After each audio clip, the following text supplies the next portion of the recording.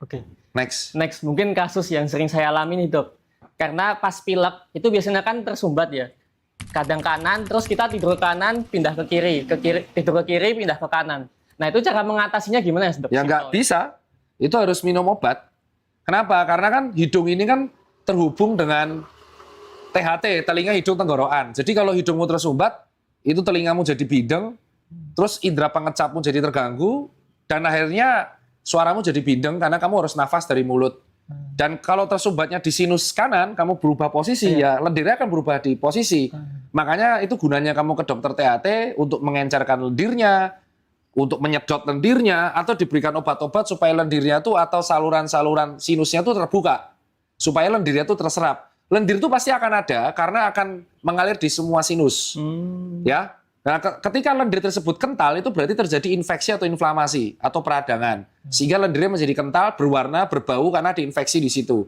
Yang akhirnya menyebabkan tersumbat. Dan terjadinya sumbatan itu juga sama posisi. Nah, terus kenapa tersumbat? Selain lendir, nanti mukosa hidungnya itu bengkak. Jadi yang membuat sumbat itu selain lendir, dia mukosanya bengkak. Akhirnya nutup jalur pernapasan. Nah, supaya ini mengecil, itu harus diberikan obat. Ya.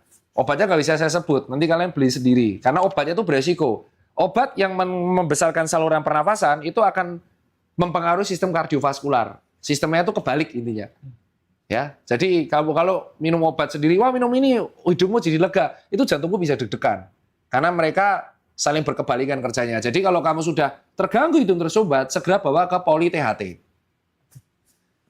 Mungkin lanjutannya nih dok, kasusku juga sendiri. Kadang kalau kita hidung tersumbat, terus kita inguskan, itu sampai keluar mimisan, darah.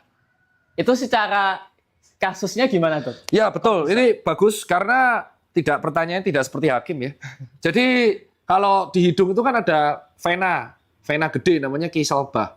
Jadi di sini ada vena. Ketika kamu memaksa ngeluar lendir, itu nggak bisa, kenapa? Karena mukosa hidungnya bengkak. Akhirnya vena ini kan terganggu tekanan. Ketika venanya pecah, dar. Oke, kejawab. Terus mimisan, itu bukan arteri, itu vena. Dan berbahaya. Karena kamu melakukan tekanan yang sangat besar. Itu bahkan yang kedua, gendang telingamu bisa jadi parah. Jadi lendirnya itu jadi bisa nyebar ke telinga. Jadinya otitis media, bisa pecah.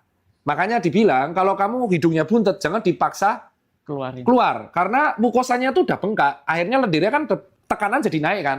Tekanan naik, gendang telinga naik, vena pecah. Itu yang mengakibatkan, makanya kalau sudah tersumbat itu ke poli THT. Artinya mukosamu tuh bengkak.